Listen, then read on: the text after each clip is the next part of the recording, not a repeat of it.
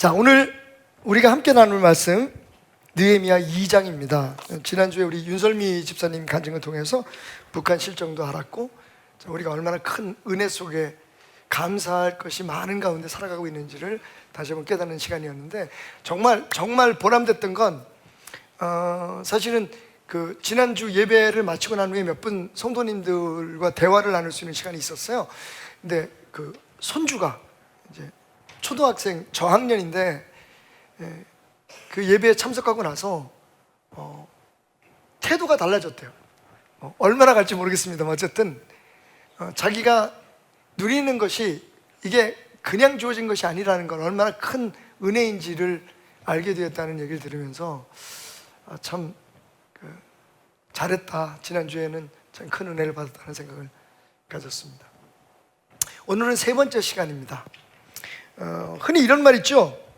동네 헬스센터는 노쇼 고객들이 먹여 살린다. 여러분, 헬스센터를 가면 한 가지 우리가 잘 모르는 상술이 하나 있어요.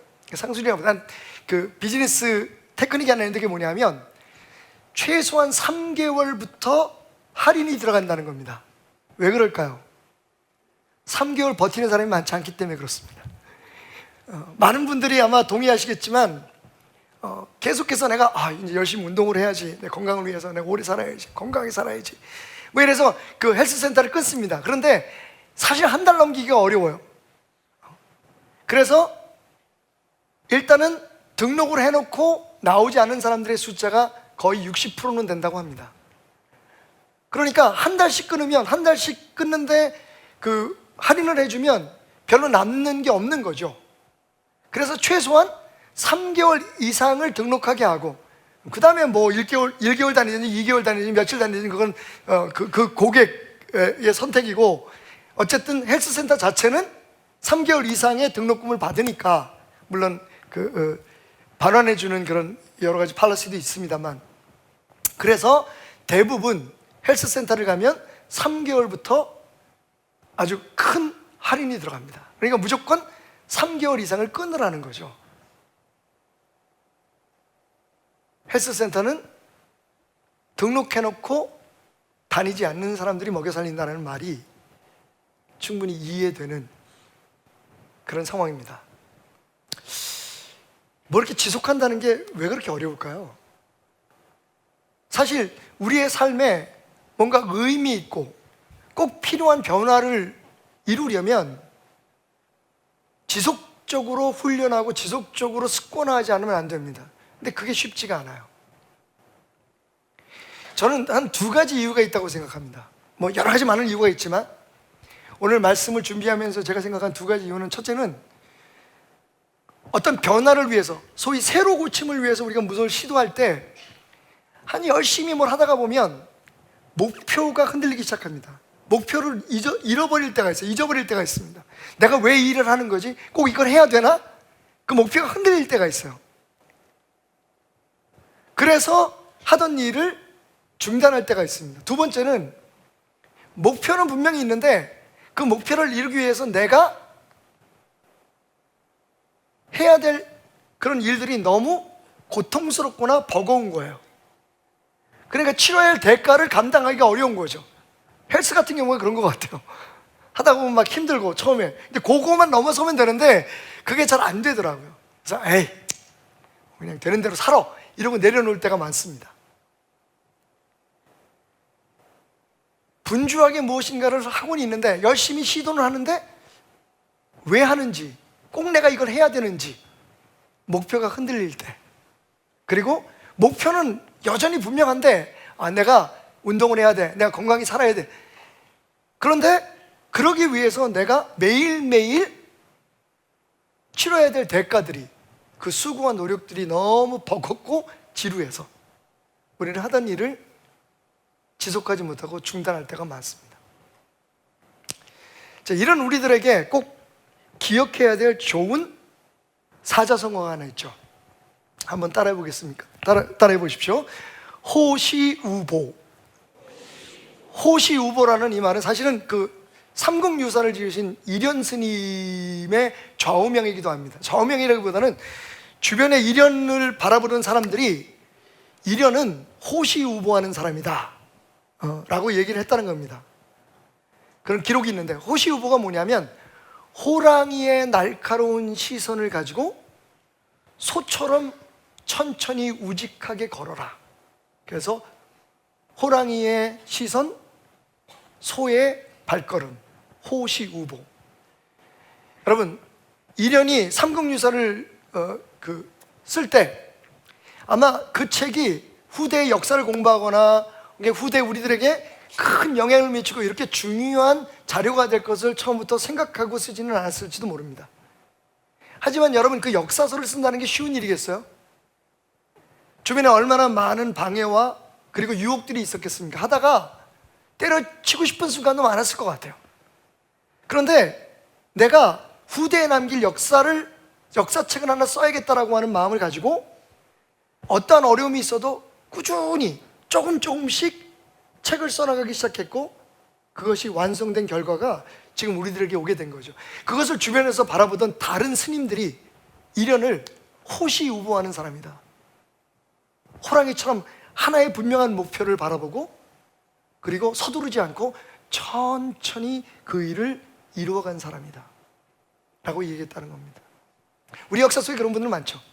김정호 선생님 생각해보면, 여러분 대동의 지도 같은 거 한번 보세요. 지금 위성시대에 위성에서 찍은 사진만큼 훌륭합니다.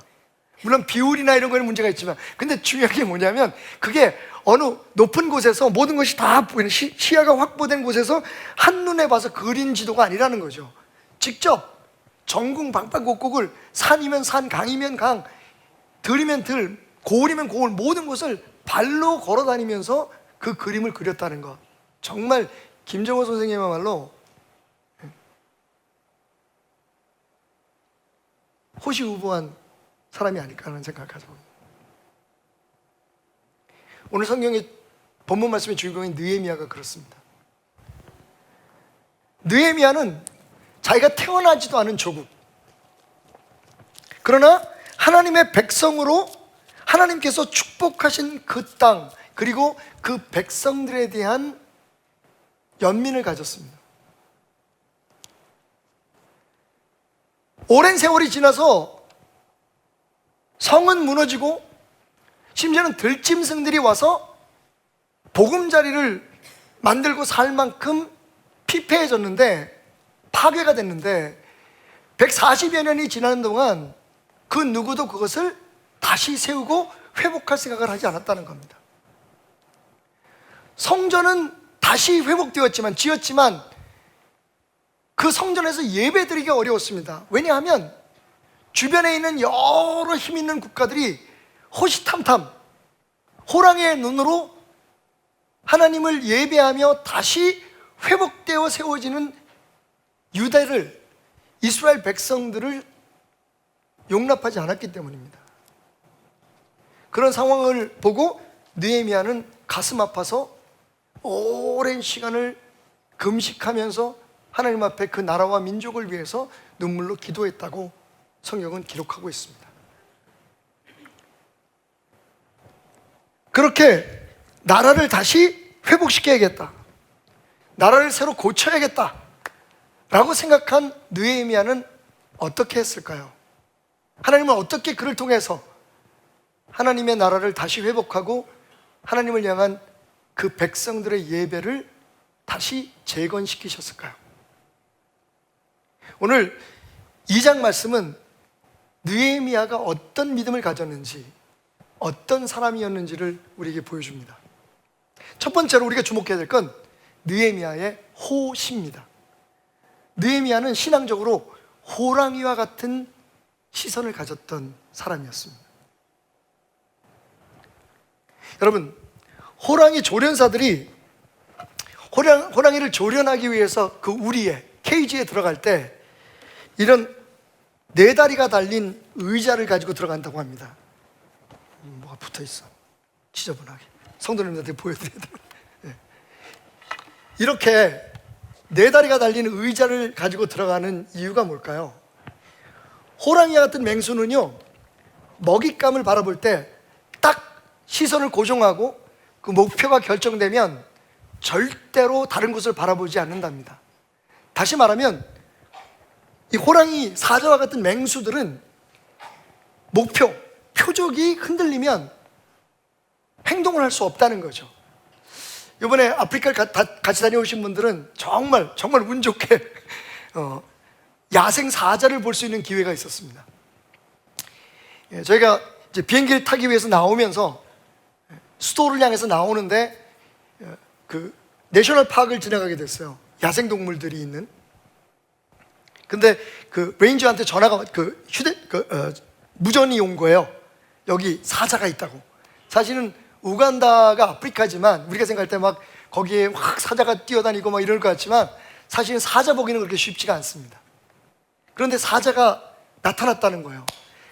그 얘기를 듣고 우리 운전하던 운전기사가 거기 우간다 분이셨는데 차를 몰고 그 사자 있는 쪽으로 막 달려갔습니다. 그때 진짜 암사자가 나무 위에 앉아 있는 거예요.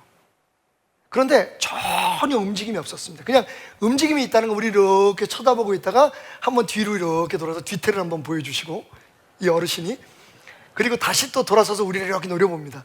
그 순간 저는 뭘 생각했냐면, 사진도 찍고 막 그랬지만 먼 곳에서요, 뭔 생각이냐면 도대체 우리가 저 사자를 바라보고 있는 건지 저 사자가 우리를 바라보고 있는 건지 잘 모르겠더라고요. 그런데 전혀 움직임이 없었어요.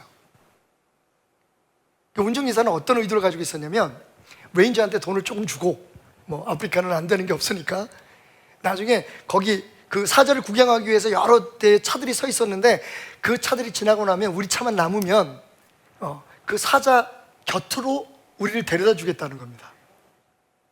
야생 사자인데요. 그래서 우리가 이게 왜 그렇게 위험한 짓을 하냐 했더니 걱정 말래요. 제가 지금 아침 사냥을 마치고 배가 불러서 배가 터지게 먹었기 때문에 절대로 공격하지 않는다는 거예요. 여러분, 사자는 인간보다 더 자제력이 있습니다. 어쩌면 그럴 수밖에 없는 것 같아요. 왜? 사자 마을에는 활명수가 없으니까. 얘네들은 절대로 과식을 안 한대요. 딱 자기가 먹을 만큼의 먹이만 사냥하고, 그리고 혹 그 이상의 먹이를 사냥한다면 그것은 자기 새끼들을 키우거나 가족들을 위해서 암사자들이 사냥을 하죠. 배 부르게 먹은 사자는 절대로 공격을 하지 않습니다. 근데 그 사냥을 할 때 우리가 흔히 하는 얘기가 있죠. 사자는, 호랑이는 토끼 한 마리를 잡을 때도 최선을 다한다. 마치 요즘 인간들이 개발한 그 무서운 무기, 미사일이 유도탄이라고 그러죠. 딱 레이더가 표적을 정하면 좌표를 딱 찍으면 그 좌표를 향해서 정확히 날아가듯이, 이 맹수들은요, 사냥을 할 때 딱 하나의 좌표만, 하나의 목표만 바라보는 거죠. 여러분, 느헤미야는 그런 사람이었습니다. 네 다리가 달린 의자를 가지고 들어가는 이유는 사자로 하여금 이 네 개의 다리에 시선을 두게 만들기 위함이죠. 그래야만 조련사가 사자나 호랑이에게 가까이 갈 수가 있기 때문입니다. 그렇지 않으면 조련사 자체가 목표가 되는 거예요, 한 사람. 만약에 의자 위에 앉아 있으면 그 사람이 사자의 목표가 되는 거죠. 여러분, 오늘 느헤미야의 호시를 주목하십시오. 4절부터 말씀을 보면 아주 흥미롭고 우리가 꼭 기억해야 될 한 줄의 말씀이 있습니다. 4절, 왕이 내게 이르시되 그러면 내가 무엇을 원하느냐. 때가 온 거죠. 느헤미야가 예루살렘을 재건해야겠다는 생각을 갖고 바로 행동을 취한 것이 아니었습니다. 어느 정도의 시간이 있었어요. 사실은 스스로 하고 싶어도 할 수 없었습니다. 왜냐하면 그 오랜 세월 동안 예루살렘이 회복되지 않았던 이유 중에 하나가 뭐냐면, 바벨론의 왕, 혹은 나중에 그 나라가 페르시아로 바뀌잖아요. 그 페르시아의 왕들이 이스라엘이 회복되는 것을 원치 않았습니다. 그리고 이스라엘의 회복의 원인이 하나님에 대한 신앙이라는 것을 그들이 철저히 알았어요.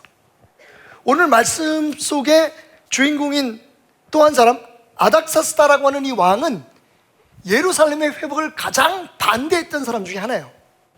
그러니까 느헤미야가 예루살렘을 회복시키고 싶어도 여러분 재력이 있습니까? 혹은 그것을 세울 만한 인력이 있습니까? 일단 재건 활동을 하기 위해서, 다시 성을 세우기 위해서는 그 동족들, 그가 눈물로 기도하는 백성들의 도움이 필요할 거고요. 그런데 그것만 가지고도 안 되잖아요. 돈이 있어야 되죠. 자재가 있어야 될 거 아닙니까? 그리고 그거보다 더 큰 문제가 뭐냐면 왕이 허락을 해야 되는 거예요. 왕이 허락하지 않으면 돈이 있어도, 인력이 동원돼도 그 성은 절대로, 그래서 그게 140년 동안 많은 사람들이 시도했지만 반대에 부딪히게 되고, 그래서 포기하고 또 포기하고 하다가 말고 오랜 세월이 지난 겁니다. 그걸 지금 느헤미야가 하려고 해요. 그런데 그동안에 했던 사람들과 느헤미야의 차이가 뭐냐면, 느헤미야는 어떻게 해야 그 성을 완성할 줄 알았다는 겁니다. 그게 내 힘으로가 아니라 하나님이 허락하신 때에 하나님의 방법으로, 하나님의 능력이 아니고서는 안 된다는 걸 알았던 거죠. 기다리고 또 기다립니다. 그런데 그날이 온 거예요. 그 왕이 느헤미야에게 묻습니다. 네가 원하는 게 뭐니? 드디어 기다리던 순간이 왔어요. 근데 여러분, 이게 주목할 바예요. 이게 은혜스럽습니다. 하시기로 내가 곧, 왕이 그렇게 묻자마자 하늘의 하나님께 묵도하고 왕에게 아뢰되라고 얘기하고 있어요. 여러분, 이건 하나님이 주신 기회잖아요. 누가 봐도 하나님께서 이제 때가 됐다라고 말씀하시는 것 같았어요. 그러면 그동안에 자기가 기도했던 거, 마음에 담았던 거, 그냥 왕이시여, 나로 하여금 예루살렘에 가서 그 성을 재건하게 도와주십시오라고 얘기를 하면 될 거예요. 하지만 그 순간에도 느헤미야의 시선은, 느헤미야의 눈은 어디에 있었다? 하늘에 계신 하나님께 있었다는 거예요. 여러분, 이미 눈치채셨겠죠? 이 기도가 그 앞에서 눈을 감고 방언으로 기도하거나 막 주여 응답하소 이런 기도가 아니었다는 걸 알 수 있습니다. 일단 묵도였습니다. 다시 말하면 입도 움직이지 않고 어떠한 행동도 취하지 않았어요. 심지어는 눈도 감지 않았을 겁니다. 말씀에는 하늘에 계신 하나님께라고 기도했다고 하지만, 그렇다고 해서 잠시 하늘을 쳐다볼 수는 있었겠지만 하늘을 바라보고 주여 응답하소서라고 얘기하지 않았을 거예요. 그렇게 어리석은 짓을 느헤미야가 하지는 않았겠죠. 왜냐하면 아닥사스다는 자기 자신이 신의 아들이라고 생각하는 사람이었고 여호와 하나님을 믿지 않는 사람이었습니다. 여호와 하나님을 믿는 사람들을 멸시하는 사람이었어요. 그런 사람 앞에서 하나님 앞에 기도하고 무엇인가를 얘기를 한다면 여러분, 그동안에 쌓았던 신뢰나 그 기회가 무너질 수밖에 없었겠죠. 찰스 스펄전 목사는 나중에 그렇게 얘기합니다. 그때의 그 느헤미야의 기도는 짧았지만 하나님의 승인과 하나님의 역사하심을 일으키기에 충분히 긴 시간이었다. 여러분, 하나님이 원하시는 건 우리의 기도의 길이가 아닙니다. 아니, 어떤 자리에서 어떤 방법으로 누구와 함께 드리는 기도가 아닙니다. 하나님은요, 하나님과 연결된 기도를 좋아하십니다. 100% 응답받는 기도요. 많은 사람들이 그 기도의 비결에 대해서 이야기하지만 진짜 비결은 단 하나밖에 없습니다. 우리가 하나님 안에 있을 때, 하나님이 우리와 함께 하실 때 그 기도는 100% 이루어집니다. 그게 요한복음 15장의 말씀이에요. 내가 너희 안에 있고 너희가 내 안에 있으면 무엇이든지 구하라, 다 이루리라. 여러분, 하나님은 거짓말하지 않습니다. 그런데 우리는요, 기도하는 법을 배워요. 기도하는 수고에 더 많은 투자를 합니다. 진짜 중요한 건 관계인데, 진짜 중요한 건 상태인데, 그런 면에 있어서 여러분, 느헤미야는요, 그 절박한 순간에, 그 짧은 시간에 그가 하나님과 함께 있었음을 그냥 이 짧은 묵도로 지금 그냥 증명하고 있는 거예요. 많은 사람들은 이런 기도가 힘이 있다고 얘기하지만 저는 그렇게 생각하지 않아요. 이 묵도는 그가 항상 하나님과 함께 있었다는, 어떤 일이든지 하나님 안에서가 아니면 하지 않겠다는, 하나님이 하신다는 것을 신뢰하고 있다는 것에 짧은 표현이 있을 뿐이에요. 그냥 하나님과 눈빛만 교환한 거예요. 하나님은 항상 느헤미야와 함께 하셨고, 여러분 더 중요한 건 느헤미야가 하나님과 함께 했다는 겁니다. 이런 모습은 어렵지 않게 발견돼요. 느헤미야 1장으로 가볼까요? 1장 4절에 느헤미야가 조국의 그 처참한 상황을 알게 된 후에 어떻게 했습니까? 내가 이 말을 듣고 앉아서 울고 수일 동안 슬퍼하며 하늘의 하나님 앞에 금식하며 기도했다. 그는 스스로 감당할 수 없는 아픔, 밀려오는 두려움을 하나님께 기도로 올려드렸죠.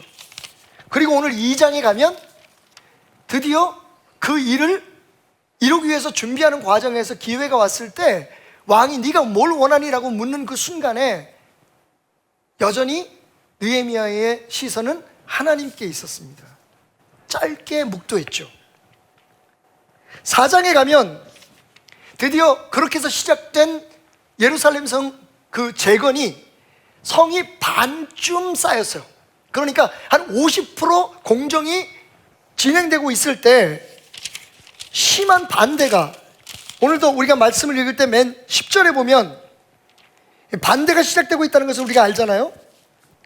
그 대표적인 사람이 호론 사람 산발락과 그리고 암몬 사람 도비아라는 이 사람을 중심으로 해서 예루살렘 성이 재건되고 그 안에서 하나님 앞에 예배가 회복되는 것을 방해하는 세력들이 있었어요.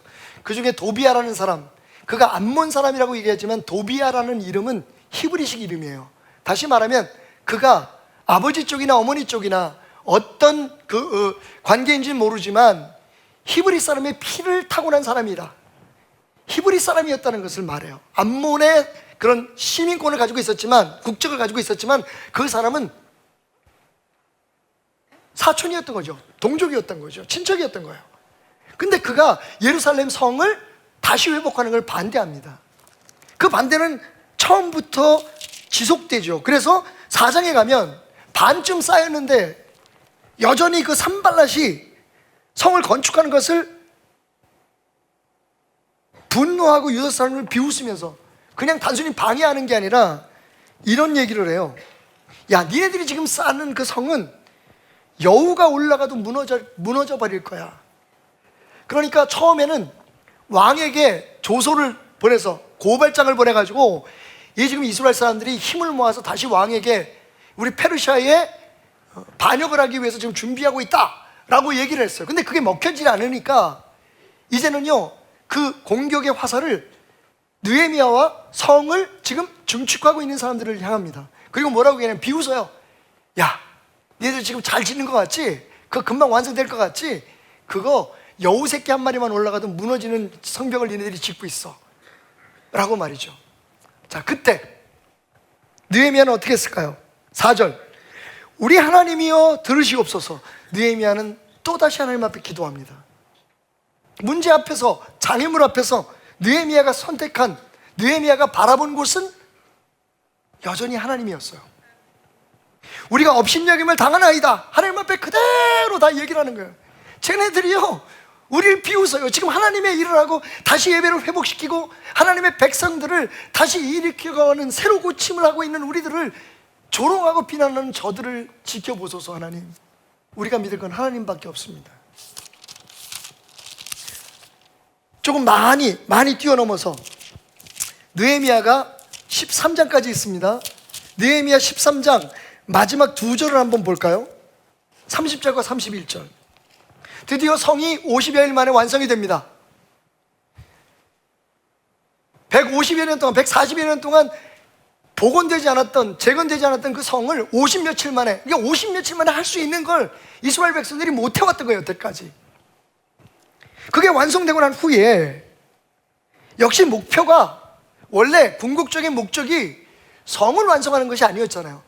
예루살렘 성을 완성하면서 그 안에서 하나님을 예배하는 신앙을 회복시키는 거였죠. 지금 느헤미야가 그 일을 합니다. 30절에 보니까 내가 이와 같이 그들에게 이방 사람을 떠나게 하여 그들을 깨끗하게 하고 또 제사장과 레위 사람의 반열을 세워 각각 자기의 일을 맡게 하고, 31절, 또 정한 기한의 나무와 처음 익은 것을 드리게 하여 싸우니.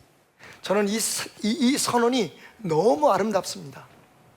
느헤미야가 지금까지 어떤 시선을 가지고 어떤 목표를 가지고 살아왔는지를 분명히 이야기하고 있는 말씀이죠. 내 하나님이여, 느헤미야가 다시 마지막 기도를 드립니다. 내 하나님이여, 나를 기억하사 복을 주옵소서. 기도로 시작해서 문제를 만나거나 혹은 형통할 때도 항상 느헤미야는 기도를 통해 하나님 안에 자기가 있음을, 하나님이 자기가 함께 있음을 계속 확인합니다. 그리고 모든 일이 마치고 난 후에 모든 영광을 하나님께 돌립니다.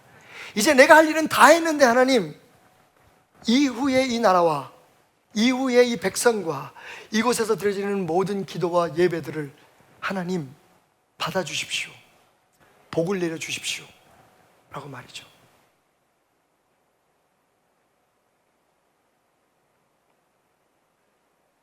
지금 우리의 시선은 어디에 있습니까? 혹시 우리는 세상을 바라보며 하나님의 도움을 청하고 있지는 않습니까? 마땅히 우리는 하나님이 우리의 목표여야 합니다. 우리가 무엇을 하는 게 아니라 하나님이 우리를 통해서 일하실 수 있도록 하나님을 바라보는 시선을 하나님께만 초점을 맞추는, 그게 진짜 하나님의 사람들의 삶이기 때문입니다. 그렇지 않으면 하나님은 우리의 그냥 도움일 뿐입니다. 제가 말씀을 준비하면서 여러분과 꼭 고백하고 싶은 한 문장이 생각났어요. 이건 3월 9일부터 시작될 제 강의하고도 깊은 연관이 있는 고백입니다. 여러분 허락하신다면 함께 따라해 주시겠습니까? 하나님을 신실하게 믿는 것의 보상은 하나님이다. 그게 우리 신앙이에요. 하나님을 열심히 믿어서 뭐가 잘 됐다가 아닙니다. 하나님을 믿었더니 이런 것을 누렸다가 아닙니다. 하나님을 잘 믿었더니 하나님이 내 하나님이 되셨다는 겁니다. 사실은요, 그거면 다잖아요. 그게 우리 기독교가 종교가 아닌 것입니다. 아닌 이유인 거예요. 그런데 여러분 생각해 보십시오. 30년, 50년을 다녀도 우리가 하나님을 열심히 믿었어요. 열심히 기도하고 열심히 헌금하고 열심히 섬긴 것의 목표가 뭡니까? 이 세상에서 잘 되는 거잖아요. 그게 보상이잖아요. 느헤미야는 달랐습니다. 그래서 기껏 열심히 수고하고 난 다음에 사람들의 칭찬을 받거나 잘했다는 이야기를 듣고 싶지 않았어요. 그는 그의 마지막 눈을 하나님께 돌려서 말합니다. 하나님 어떠셨어요? 나는 열심히 했는데 주님 기억하실 만한가요? 제가 잘했나요? 시작하게 하신 것도 하나님이고 그걸 하게 하신 것도 하나님이고 모든 어려움과 고난들을 이겨내게 하신 것도 하나님이신데, 하나님 이제 제가 할 수 있는 일은 다 했습니다. 하나님 뜻대로 하소서. 우리에게 필요한 게 바로 그 호시의 신앙이에요. 세상은 우리가 한눈 팔 수 있는 많은 것들을 우리에게, 여러분 사탄은 우리에게 한눈 팔 수 있는 많은 것들을 제공합니다. 사실 좀 읽은 지 얼마 된 책인데 혹시 여러분들 그 비즈니스 하시는 분들은 한번 좀 읽어보시면 재미있는 책이기도 합니다. 좋아 보이는 것들의 비밀이라는 책이 있어요. 이랑주 씨라는 분이 쓰셨는데 사실 사람들은 좋은 것을 선택하는 게 아니라 좋아 보이는 것을 선택한다는 거죠.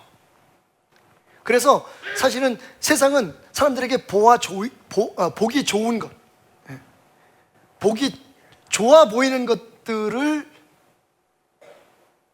통해서 이익을 창출하고 그것을 통해서 사람들의 시선을 끄는 겁니다. 예를 들면 이런 게 있어요. 이랑주 씨가 연구를 해보니까 우리 간판이라든지 어떤 인테리어 같은 거 있잖아요. 거기에 황금 비율이 있다는 거예요. 예를 들기를 뭐 맥도날드나 아니면 스타벅스, 그다음에 제일 그분이 강조한 것 중에 하나가 뭐냐 하면 베스킨라빈슨. 사실 여러분들이 알다시피 이런 상표들은 사실은 색깔로 말을 합니다. 간판을 안 봐도 저기 스타벅스 있네. 특히 베스킨라빈스는 그 동네 들어가면 딱 분홍빛이 쫙 있으면 저기 스타벅스. 아이들은 벌써 가슴이 뛰기 시작해요. 그 좋아 보이는 것들의 비율이 뭐냐면, 색깔의 비율이 뭐냐면 70대 25대 5라는 거예요. 70, 25, 5. 혹시 기억을 하셔도 좋을 것 같아요. 연구를 해보니까 70은 뭐냐면 바탕 색깔이에요. 어쩌면 아무 의미가 없어 보이는 바탕 색깔에 25%의 보색을 집어넣는다는 거죠. 그러니까 진짜 사람들의 눈에 띄는 색깔은 5%래요. 여러분, 스타벅스는 무슨 색깔이죠? 네. 우리는 그 색깔을 기억하는 거예요. 근데 그 색깔을 드러내기 위해서 25%의 보색을, 그러니까 그 색을 두드러지게 나타내게 하는 색깔을 뒤에 깔고, 그리고 사실은 별 의미가 없어 보이는 70%의 배경을 깐다는 겁니다. 근데 이게 이 디자인을 하시거나 혹은 마케팅을 하시는 분들에게는 골든 비율인 거죠. 황금 비율인 겁니다. 생각해보니까 그런 것 같아요. 또 한 가지 어떤 팁을 주냐면, 마켓을 가시거나 혹은 금은방 같은 데 들어가시면 진짜 팔고 싶은 좋은 물건은 오른쪽에 두라는 겁니다. 고객의 관점에서 볼 때 오른쪽에. 왜 그러냐면 대부분 사람들은, 안 그런 사람들이 있겠지만 대부분의 사람들은 딱 매장에 들어가서 거기에 진열된 진열장을 볼 때 왼쪽에서부터 이렇게 오른쪽으로 보게 된대요. 그리고 마지막 오른쪽에서 가장 오래 시선을 멈추는 게 통계적으로 증명이 됐다는 겁니다. 그러니까 정말 팔고 싶은 물건이 있거나 좀 비싼 물건이 있으면, 좋은 물건이 있으면 항상 오른쪽에 놓으라는 거예요. 오늘 이 오른쪽에 앉으신 분들에게 큰 은혜가 임할 줄 믿습니다. 제 눈이 자꾸만 오른쪽으로 머무는 이유는, 좋아하지 마세요. 여러분 관점에서 보면 저쪽이 오른쪽이야. 하나님은 어느 쪽을 바라보실까요? 진리와 영으로 하나님을 예배하는 사람을 바라보고 계십니다. 하나님은 위치가 중요하지 않죠. 하지만 세상은요, 알고 있어요. 당신이 어떤 물건에 흥미를 갖고 당신의 시선이 어디에 머물지. 여러분, 이것만 연구하는 사람들이 있잖아요. 우리 교회도 그런 전문가들이 있어요. 세상은요, 끊임없이 우리들의 시선을, 여러분, 꼭 좋은 물건이 아니에요. 우리에게 꼭 도움이 되거나 유익한 물건이 아닐 수 있어요. 하지만 사람들이 사고 싶어하는 물건들을 만드는 것에 혈안이 돼 있어요. 자, 이걸 영적인 그래서 저는 한번 치환을 해봅니다. 사탄은 전문가예요, 여러분. 그냥 가만히 있어도, 우리가 훈련하지 않고 배우지 않아도 세상을 향해 관심을 갖게끔 만들어요. 심지어는 하나님의 나라가 자라게 하는 모판인 교회에 와서도 우리는 세상적인 관심을, 세상에서 보기 좋은 것, 세상에서 우리의 관심을 끄는 것에 더 많은 흥미를 가져요. 예수님의 사역에 여러분 현장을 한번 생각해 보시겠어요? 그렇게 지저분하고 질서 없는 곳이 있었을까요? 오직하면 물고기 2마리가 버리떡 나눠주시기 전에 야야야, 2-3사람씩 좀 앉혀 라고 예수님 말씀하셨을까요? 우리는 조직이 필요해요. 우리는 교회의 인테리어나 이 모든 것들이, 그리고 성가대, 찬양대, 그 다음에 연주팀, 찬양팀, 교회의 모든 것들이 좀 있어야 할 곳에 있고, 우리가 소위 말하는 보기 좋고 느낌이 좋은 쪽으로 만들어 가려고 해요. 근데 진짜 관심은 하나님이 기뻐하실까요? 그러니까 이건 호실을 잃어버린 거예요. 우리가 무엇을 위해 교회에 나오는지, 우리가 교회의 리더가 된 이유가 뭔지, 우리가 세상을 향해서 해야 될 일이 뭔지, 여러분, 느헤미야는 정확히 그것을 알고 있었어요. 아무리 명분이 있고 그동안 자기가 해왔던 신앙으로, 그리고 자기 양심으로 옳은 일이라, 그게 나라를 위해서 옳은 일이라고 생각해도 함부로 움직이지 않았어요. 하나님께 묻고 하나님께 구하고 그리고 평가를 하나님께 드렸어요. 자, 그러면 느헤미야는 이 호시만 갖고 있었을까요? 아닙니다.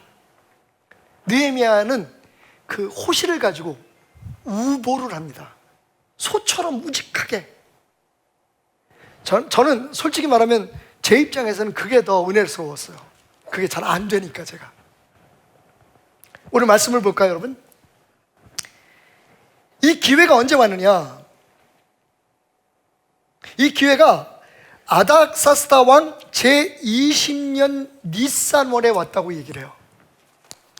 히브리역으로 말하면 니산월이고, 그레고리안 그 달력에 의하면 이게 언제냐면 4월 달이에요. 니산월은 4월 달이에요. 그러니까 이스라엘의 첫 달이에요. 그러니까 히브리역으로는 2월이고요. 니산월이. 그리고 우리가 사용하고 있는 그레고리안 역에 의하면 4월 달이에요. 자, 그러면 이 느헤미야가 나라를 위해서 사명감을 가지고 기도를 시작한 때는 언제였을까요? 느헤미야 1장으로 돌아갑시다. 1장 1절. 하갈의 아들 느헤미야의 말이라 아닥사스다 왕 제20년, 같은 해죠. 제20년 기슬르월이라고 얘기해요. 기슬르월은 언제일까요? 11월 달이에요. 11월에서 12월이에요. 그러니까 이 느헤미야가 처음 그 무너진 나라 백성들을 위해서 눈물로 기도하기 시작한 때가 11월에서 12월이에요. 그리고 드디어 하나님께서 기회를 주셔서 왕에게 내가 돌아가서 우리 조상들의 묘실이 있는 예루살렘을 재건하게 해주십시오라고 얘기한 때가 4월이에요. 그러면 12월, 1월, 2월, 3월, 4월 최소한 4개월 동안을 느헤미야는 뭘 했을까요? 이게 1장과 2장 사이에 4개월이라는 갭이 있는 거예요. 최소한 4개월에서 5개월 정도의 겨울이 지난 거지, 우리로 표현하면. 그동안에 무슨 일을 했는지를 정확히 알 수 있는 표현이 있어요. 잘 봐야 보여요. 다시 2장으로 돌아가서 2장 1절. 아닥사스다 왕 제20년 니산월에 왕 앞에 포도주가 있기로 내가 그 포도주를 왕에게 드렸는데 이전에는 내가 왕 앞에서 수심이 없었더니, 여러분 이 말씀을 주목하시기 바랍니다.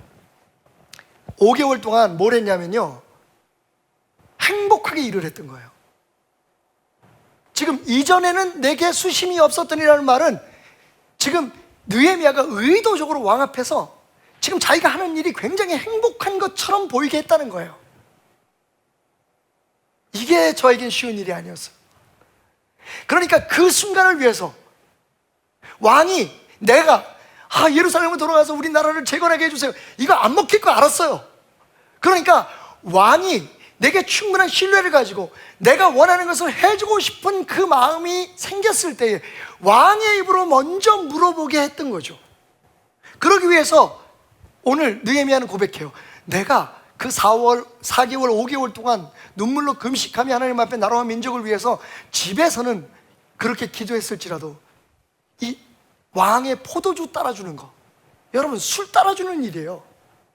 누구나 할 수 있는 일이에요. 단지 신뢰할 만한 사람만이 그 일을 할 수 있기 때문에. 근데 오늘 말씀을 쭉 읽다 보면요, 재밌는 표현이 있어요. 일부러 느헤미야는 그 표현을 집어넣은 것 같아요. 그때 왕비가 그 자리에 함께 있었다는 거예요. 이 얘기는 뭡니까? 공식적인 석상에만 있었다는 게 아니에요. 그는 공직만 하는 게 아니라 왕비와 왕이 함께하는 가족 연회, 가족 파티에도 초청을 받을 만큼, 여러분 느헤미야가 누군데요? 포로의 노예예요. 노예 자손이에요. 바벨론 사람도 아니에요. 페르시아 사람도 아니에요. 뭘 믿고 그 사람을 그렇게 신뢰할 수 있었는지. 이 4개월, 5개월 동안에 사실 생각해보면 그게 누구도 그게 엄청난 일, 나라를 구하거나 무슨 정책을 만들거나 이런 일이 아니에요. 매일 왕의 상에 가서 술 따라주는 일이에요. 술 누가 따라줍니까 요새? 가정에서 술 누가 땁니까? 사실 이 일을 어른이 혹은 높은 사람이 하는 일이라고 생각할 수는 없어요. 여러분 죄송하지만 이렇게 표현해서 잡일입니다. 술 따라주는 일이에요. 물론 왕에게 술을 따라주니까 특별한 일이긴 하지만 어떤 분들은 그래서 이건 그냥 술만 따라준 게 아니야. 느헤미야가 왕의 정책이나 국가적인 여러 가지 큰 일에 조언을 해주는 그런 사람이었을 거야 라고 표현을 하지만 저는 거기까지 갈 필요도 없다고 생각해요. 느헤미야는요, 그 술 따라주는 단순한 일 하나를 너무 행복하게 했어요. 아니, 적어도 행복한 모습을 보여주려고 애를 썼어요. 왜? 바로 이 순간을 위해서. 그리고 딱 얼굴에 수심이 있었던 그날 왕은 정확히 알아보는 거죠. 야, 너 평소에 항상 밝았잖아. 나는 네가 이 일을 기쁘게 하는 줄 알았는데 너 어디 아프니? 여러분, 이거 중요해요. 일하기가 싫으니라고 물어보지 않았어요.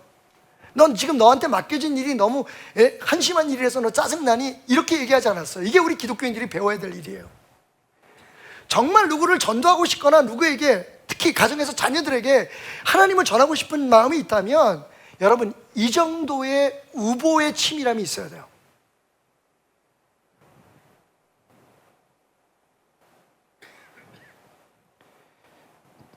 제가 당뇨병이 있어서 제 아내가 굉장히 잔소리를 많이 합니다. 잔소리와 조언의 차이는 뭘까요? 횟수예요. 정말 좋은 얘기인데 이거 먹지 마, 저거 먹지 마, 여보 그거 또 먹어, 왜 또 먹어. 근데 솔직히 그거는 별로 안 무서워요. 때로는 그냥 귀찮긴 하지만 근데 진짜 무서울 때가 있어요. 차를 타고 가다가 제가 가끔 막 급하고 그럴 때 좀 그런 거 있잖아요. 약간 플렉스 한다고 폼 잡고 가다. 또 제가 운전을 너무 편안하게 오랫동안 하다 보니까 잘 졸기도 하고 좀 다른 짓을 할 때가 많아요. 하면서 뭐 휴대폰을 만지거나. 가만히 있다가 죽을래? 이 말 한마디만 있으면요 저 꼼짝 못해요. 여수를 가는데 막 가다 여수가 6시간 걸리잖아요. 중간에 2번 쉬었는데도 끝없이 가는 거예요. 막 지루해가지고 제가 좀 졸기도 하고 뭐 휴대폰도 만지고 뭐 이만갑도 틀고 막 이러고 가는데 집사람이 갑자기 조용해져요. 뜸을 들이는 거죠. 그 임팩트 있는 한마디를 위해서. 그래서 쫙 가다 전주쯤 지나가는데 저를 탁 한참 쳐다봐요. 그러더니 한마디를 던졌습니다. 박태남이 죽을래? 그 다음부터 한 2-3시간여를 갔는데 2-3분 걸린 줄 알았어요.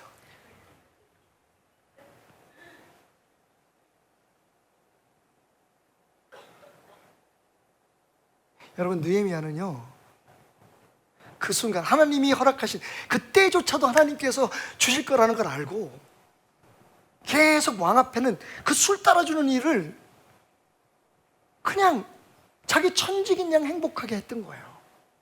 그러다 어느 날 갑자기 얼굴에 표정이 다르니까 왕이 알아보는 거예요. 야 느헤미야, 너 어디 아프니? 너 일하기 싫어가 아니에요. 너 어디 아프지? 왜 그래? 그랬더니 아마 느헤미야가 이랬을 것 같아. 아니 괜찮습니다. 얘기해봐. 뭔데? 뜸을 들여야죠, 그죠? 이거 나한테 이런 제가 괜찮습니다. 제가 알아서 하겠습니다. 아니야, 얘기해봐. 야, 우리가 남이가 형제지. 뭔데? 사실은요 예루살렘이 무너진 게 제가 마음이 너무 아픕니다. 그랬더니 왕이 그거 어떻게 해줄까 물어봐요. 바로 자기가 그동안에 예루살렘 재건되는 걸 방해했다는 걸 잊어버렸는지 느헤미야에 대한 그 마음 때문에 하나님이 역사하신 거겠죠. 왕이 물어봐요. 어떻게 해줄까? 네가 원하는 게 뭐니? 그러자 여러분 한 걸음 한 걸음씩 6절, 7절, 8절부터 쫙 나오는 말씀 보면요 왕이시여 만세를 누리소서. 말도 참 예쁘게 해. 그리고는 부탁합니다. 저를 잠깐 고향에 다녀오게 해주십시오. 근데 왕이요 얼마면 되겠니? 무슨 기간이 얼마면 돼? 이 얘기는 뭡니까? 너를 그냥 잃고 싶지 않다는 거예요. 꼭 돌아와줘 라는 얘기겠죠. 얼마면 되겠니? 내가 뭐 해줄까? 그랬더니 그때부터요 왕의 자존심을 팍팍 살려주면서 얘기합니다. 왕이시여 이거 성을 지려면 자재가 필요한데 나무도 필요하고 돌도 필요하고 이거요 그 주변에 있는 총독들에게 왕이 직접 명령하셔서 좀 도와주게 해주십시오. 그 얘기는 뭡니까? 왕의 권위도 세워주고 그리고 일도 성취할 수 있는 일이잖아요. 하나님을 바라보고 있었지만 느헤미야는 하나님이 역사하시는 순간을 위해 천천히 자기의 길을 걷고 있었던 거죠.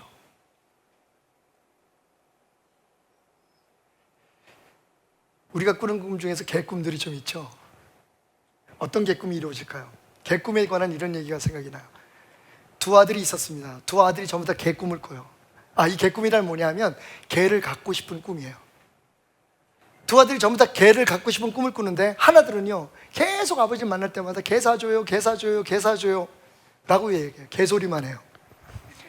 그런데 다른 아들은 어떻게 하냐면 아버지한테 아빠 개 사주세요 라고 얘기하고 언제부턴가 뚝딱뚝딱 개집을 짓기 시작해요. 아버지가 개를 사줄 것을 생각하고 그 개를 키울 집을 짓고 있는 거죠. 여러분이 만약 그 두 아들의 아비라면 누구에게 강아지를 사주겠습니까? 누구의 개꿈이 이루어지겠습니까? 여러분, 결국은 아버지가 주셔야 돼요. 아버지가 사줘야 되는 건 맞아요. 하지만 아버지가 사줄 그 꿈을 위해서, 그 강아지를 위해서 집을 짓는 건 지혜로운 일이겠죠. 절대로 주도권을 내가 갖지 않아요. 하나님께 모든 것을 맡기면서 나는 하나님이 축복 주실 것을 준비하는 거예요. 많은 사람들이 선교를 간다고 얘기하는데 제일 어려운 게 뭔지 아세요? 언어가 안 돼요. 선교 가려고 마음 먹었으면 영어 공부를 해야지. 가서 하겠대요.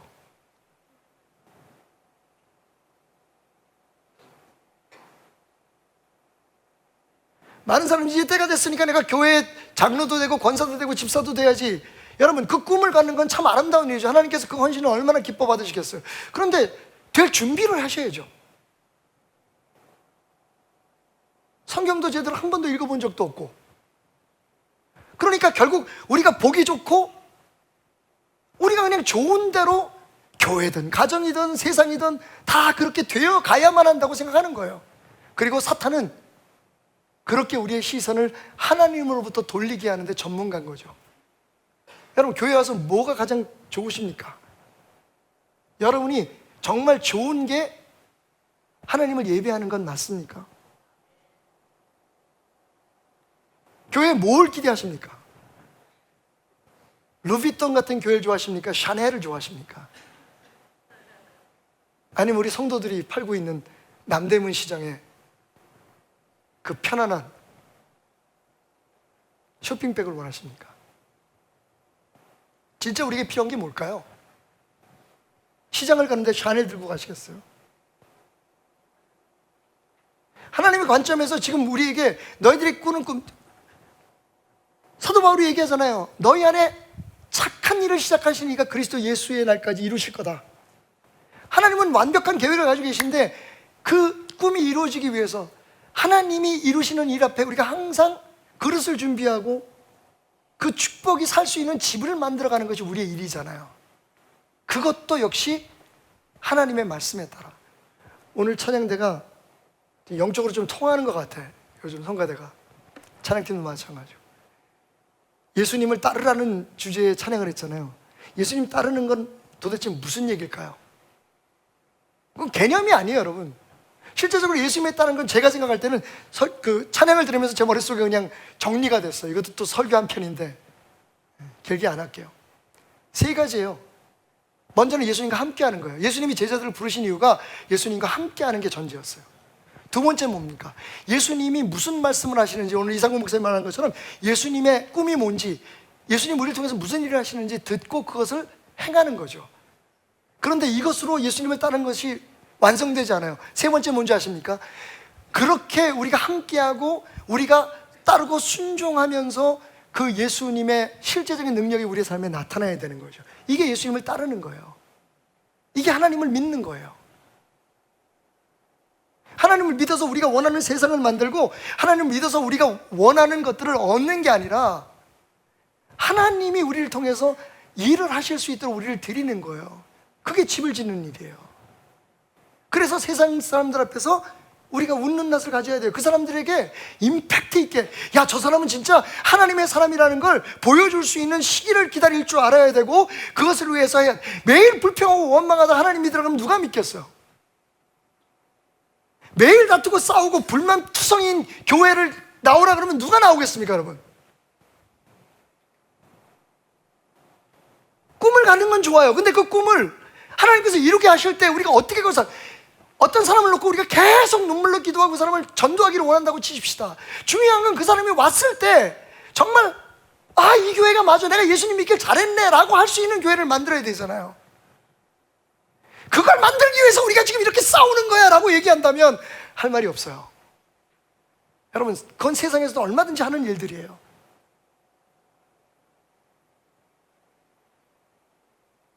마지막으로 여러분에게 권합니다. 느헤미야의 호시 우보를 통해서 우리가 결단해야 될 것은, 여러분, 우리 진짜 정말 하나님의 사람으로 한 번만 살아봅시다.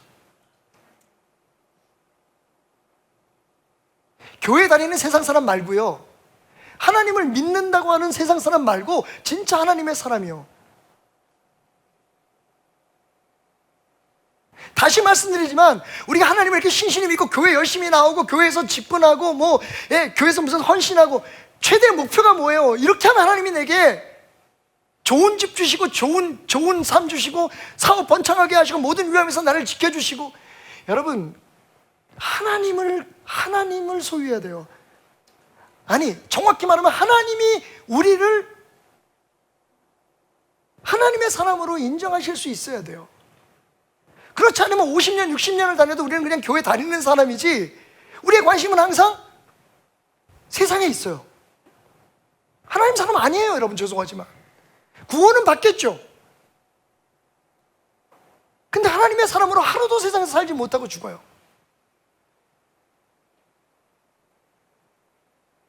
여러분, 느헤미야가 그 천한 일을, 그 잡일을 기쁨으로 했었던 이유가 뭘까요? 하나님이 이런 나를 통해서 일하신다는 것을 알았기 때문이죠.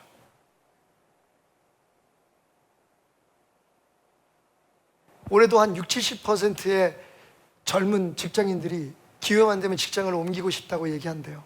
좋아요. 발전을 위해서 직장을 옮길 수도 있고 새로운 사업을 시작할 수도 있겠죠. 하지만 한때까지는 당신이 그리스도인이라는 걸 아는 사람들 앞에서 하루만이라도 하나님의 사람으로 살아보세요. 왜 떠나라고 묻거든 분명하게 대답해 줄 수 있는 하나님의 사람으로 말이죠. 원하는 게 뭐냐고 사람들이 물어봐 줄 수 있는 교회가 되자고요. 새로 고침은 우리 생각, 우리의 기준으로 되어지는 게 아니에요. 그건 또 고치고 또 고쳐야 되는 거예요. 정말 하나님께서 이루시는 궁극적인 새로 고침은 호시우보, 정말 하나님에게 눈을 띄고 모든 일을, 아주 작은 일에도 하나님 앞에 묻고 하나님의 도움을 구하고 하나님에게 평가를 받기를 원하고, 내가 아무리 잘하고 내가 아무리 좋아도 하나님이 기뻐하는 것이 맞을까라고 하는 질문을 가지고 사는 사람들, 그것을 위해서 소처럼 무직하게 첫 번째 일항을 갈았다고 한숨 쉬고 이제 나 그만해 하고 주저앉는 소가 아니라 끝까지 밭을 다 갈고 돌아오는 길에서조차 그 모든 농기구를 싣고 심지어는 자기 주인을 등에 지고 집으로 돌아오는 소처럼.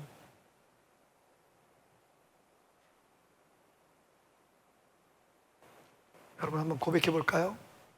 하나님, 나를 기억하사 복을 주옵소서. 이건 하나님과 동행하며 수시로 하나님께 고개를 돌릴 줄 아는 사람만이 할 수 있는 얘기예요.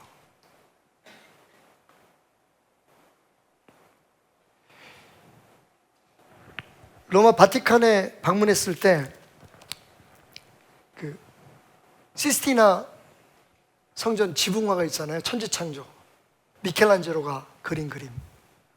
제가 조사를 해봤더니 약 4년 정도의 시간이 걸렸더라고요.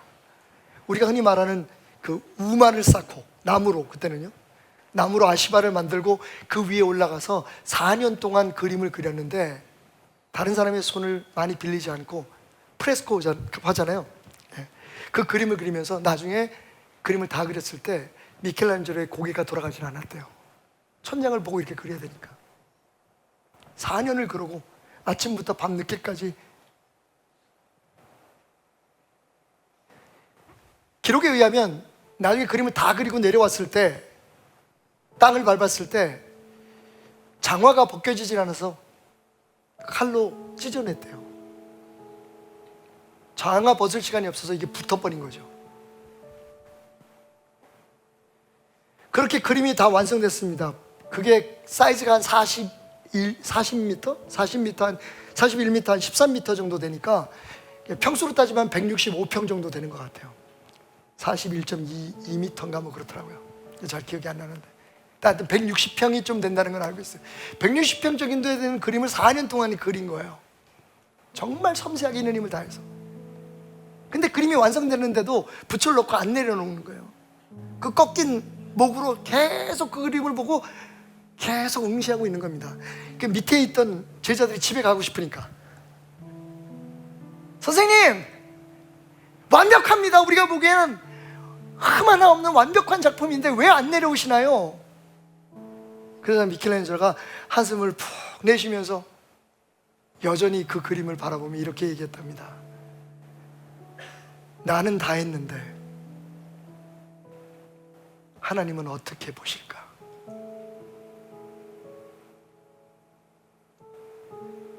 여러분, 정말 하루만 진실한 하나님의 사람으로 살아보는 걸 훈련해요. 그 하루하루가 연결돼서 우리가 이 세상에 그래도 하나님으로 살겠다고 하는 각오만은 가지고 살아가는 사람이라는 걸 하나님 앞에 보여드렸으면 좋겠습니다. 왜 자꾸만 세상적인 관심, 보기 좋고 내 마음에 편한 것을 찾으십니까? 하나님의 사람은 하나님의 시선을, 하나님의 마음을 갖는 사람입니다. 그게 얼마나 어려운지 알잖아요, 우리가. 그런데 그렇게 되지 않으면 우리는 그냥 종교인인 거예요.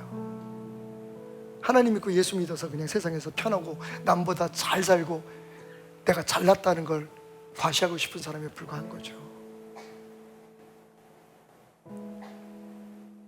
자리에서 일어나실까요? 우리 잠깐 고개를 들어서 느헤미야가 바라봤던 그 하늘의 하나님, 미켈란젤로가 바라봤던 그 하늘의 하나님, 그 하나님을 향해 잠깐 고개를 들고 함께 고백해 보겠습니다.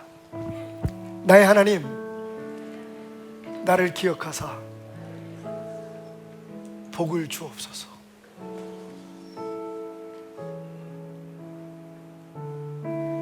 하나님, 오늘 나의 예배, 우리의 예배를, 우리 교회를 어떻게 보셨는지요? 나는 주어진 일에 열심을 다하고 헌신을 했는데 내 헌신을 어떻게 받으셨는지요?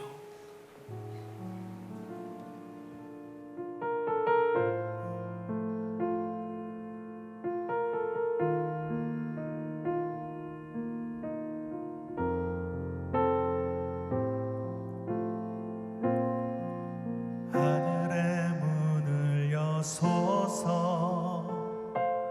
이곳을 주목하소서. 주를 향한 노래가 꺼지지 않으니 하늘을 열고 보소서. 이곳에 임재하소서, 이곳에 임재하소서. 주님을 기다립니다. 기도의 향기가 하늘에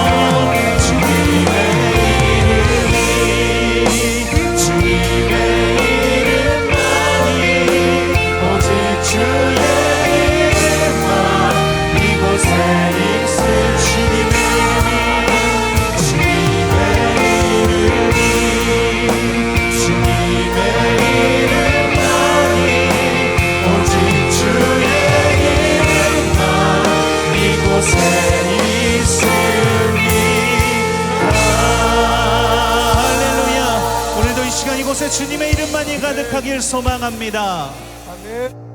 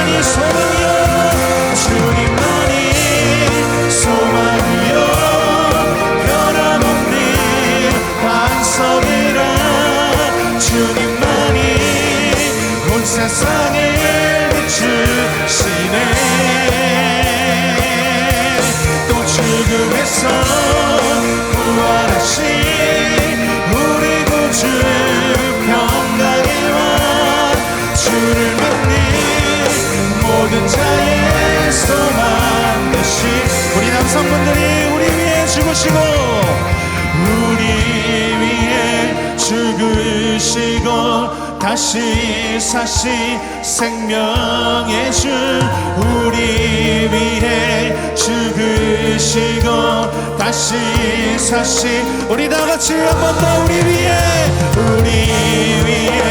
죽으시고 다시 사시 생명의 주 우리 위해 죽으시고 다시 사시 생명의 주 주님만이 소망이요 변함없는 반석이라 주님만이 온 세상에 비추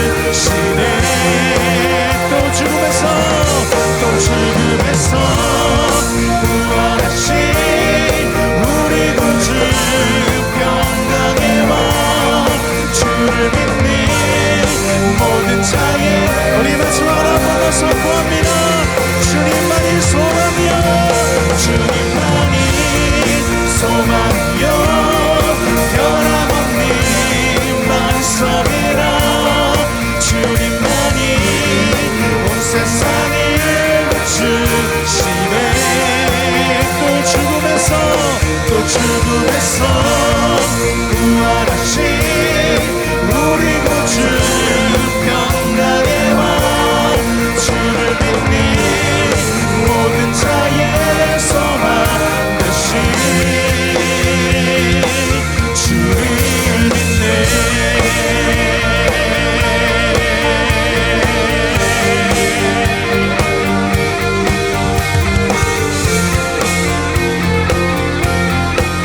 오늘도 우리의 소망 되신 주 하나님 홀로 높임을 받으시옵소서.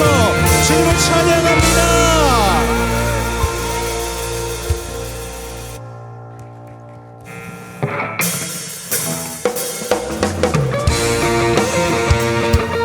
우리의 영혼에 만족되신 주 하나님 그분의 이름을 계속해서 찬양하며 나가기 원합니다.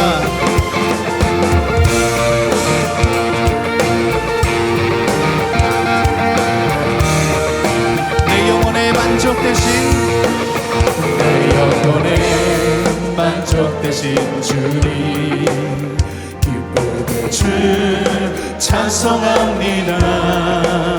주님이 나의 도움 되시며 주 날개 그늘에서 노래함.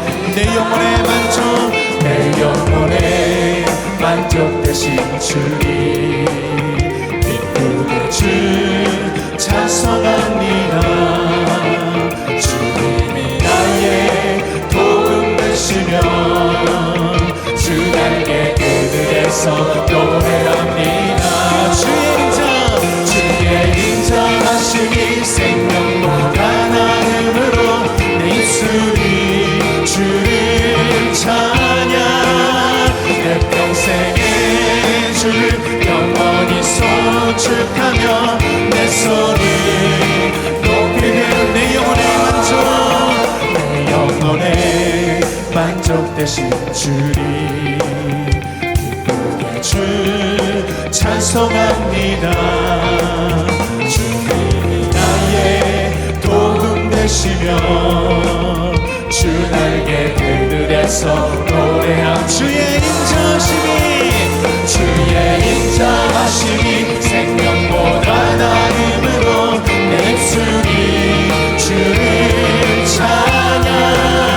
내 평생의 주를 영원히 송축하며 내 손을 높이는 주의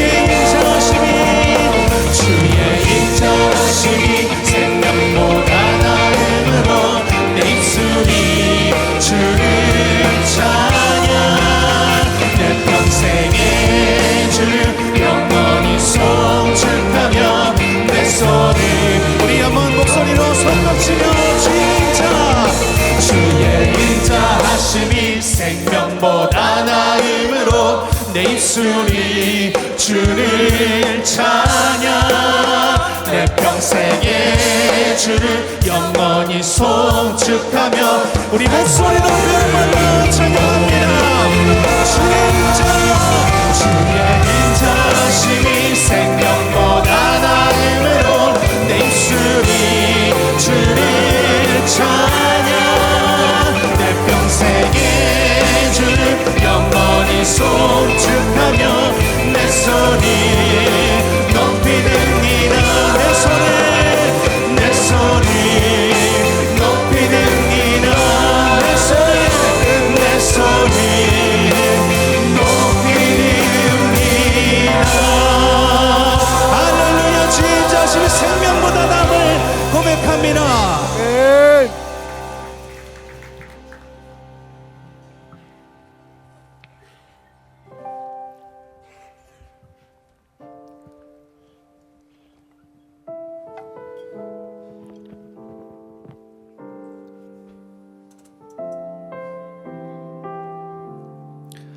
오늘도 이 시간 이곳에 함께 하실 성령 하나님 그분을 높여드리기 원합니다. 우리의 인생 가운데 친히 찾아오셔서 하나님의 그 나라를 함께 꿈꿀 수 있도록 은혜 부어주시는 주님, 성령 하나님 그 은혜를 우리가 이 시간 계속해서 찬양하며 경배하며 높여드리기를 소망합니다.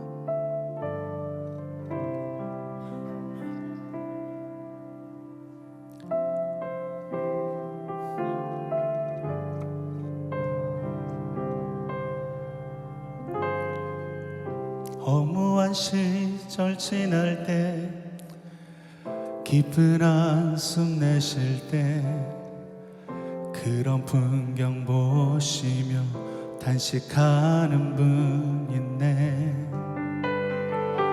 고와 같이 너희를 버려두지 않으리.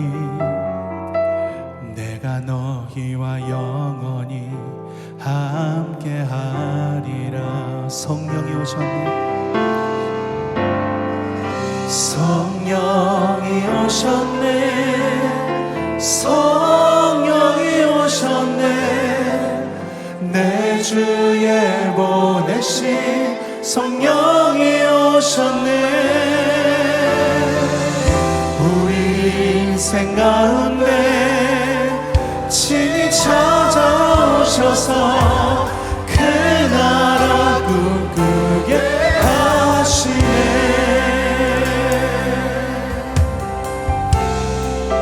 억눌린 자 갇힌 자, 억눌린 자 갇힌 자, 자유함이 없는 자, 피난처가 되시네. 성령님 계시네. 주의 영이 계신 곳에 참 자유가 있다네. 진리의 영이신 성령이 오셨네. 성령이 오셨네. 성령이 오셨네. 성령이 오셨네.